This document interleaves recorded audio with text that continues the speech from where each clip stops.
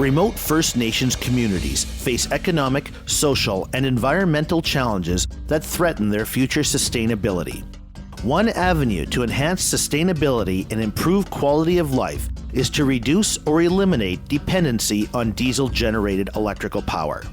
The Watay Nikiniap Power Project will address this challenge through delivering safe, reliable, and accessible electrical power through a First Nations-owned and operated transmission line.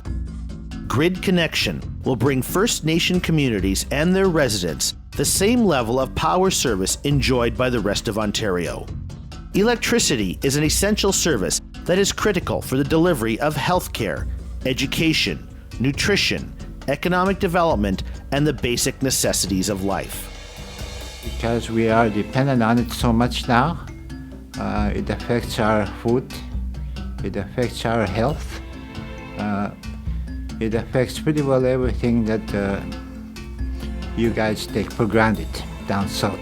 The impacts of no growth on the labor supply is profound as well, because there's no new jobs. A new transmission line would cost significantly less than continued diesel generation dependency. According to the Ontario Power Authority, diesel generation in remote communities costs 3 to 10 times that of the average price of power in Ontario.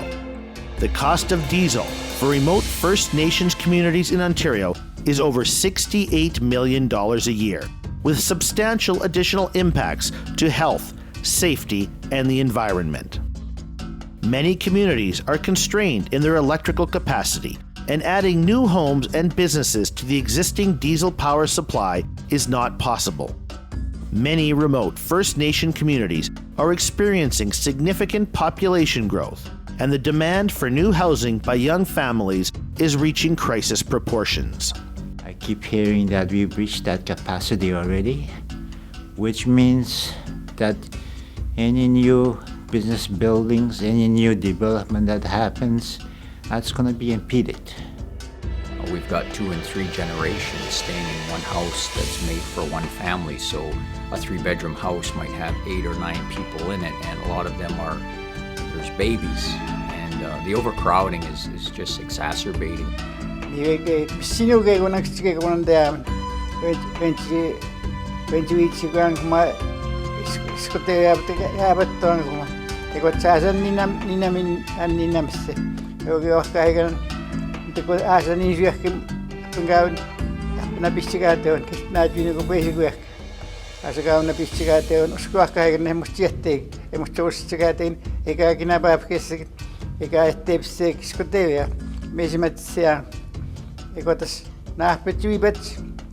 Remote communities in northwestern Ontario regularly experience power brownouts or blackouts, and outages that can range from a few hours to a week.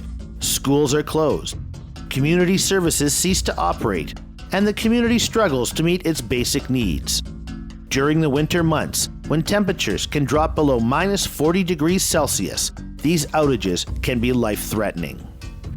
We are in the process of trying to get backup generators, especially for the clinic, because if the power goes off there and there's patients in there, then it'll have a real effect on the patient as well as the care they're going to be getting. It's pretty hard. When the power goes off, sometimes it goes off for like a few days, and it's hard for the store is closed. But luckily, the store owner, Northbird, has a backup system that she runs, so which is makes it easy for people. But it's hard on the other people when they have to cook and stuff. The environment is also at risk with diesel generation. According to Hydro One, approximately 2/3 of diesel fuel is supplied to remote communities by tanker aircraft, and the remainder is trucked in over winter ice roads.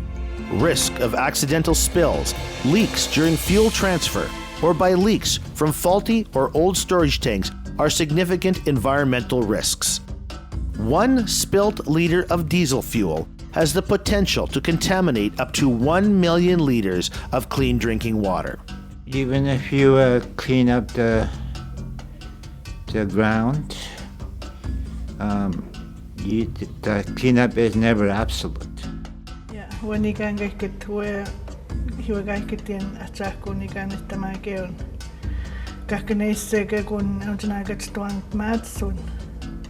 Iwasaske awiasisseke. Awiasisseke maamat nenmaakakko. Skeuwen akiup metehoika patakahketien. Kasitse anen tutakwat. Wat aninen tutakwat mauk maatsun oikoin okawiasissek. Untan suunaat suokina. Nadake untagikskanawana. Along with the environmental impacts, there is the quality of life issues associated with diesel generating stations. Noise, emissions, and waste are all part of diesel generating stations, and some of the existing generating facilities are located in the center of communities close to homes and schools. The Watay Nikiniat Power Initiative endeavors to serve the people living in remote First Nations communities, including small business and even major mining companies in the resource-rich landscape of northwestern Ontario. The transmission project will bring significant economic development opportunities to Ontario's north. Watay Nikiniap's goal is to maximize business and employment opportunities for First Nations communities. Connecting remote First Nations communities is a hugely complex challenge, but one that is worth pursuing. There has never been a better time to finally bring a clean, modern, and reliable electricity system to the rest of Ontario. The Watay Nikiniat Power Project, that has been formed by 18 First Nations in partnership with industry and government, is unprecedented. The mandate and support by the First Nation communities is premised on ownership. Indigenous peoples owning a major infrastructure such as the Watay Nikiniat Power Project is a catalyst to control our people's destiny and secure opportunities for those yet to come. The time is right to bring the light to all of Ontario's families, both near and far.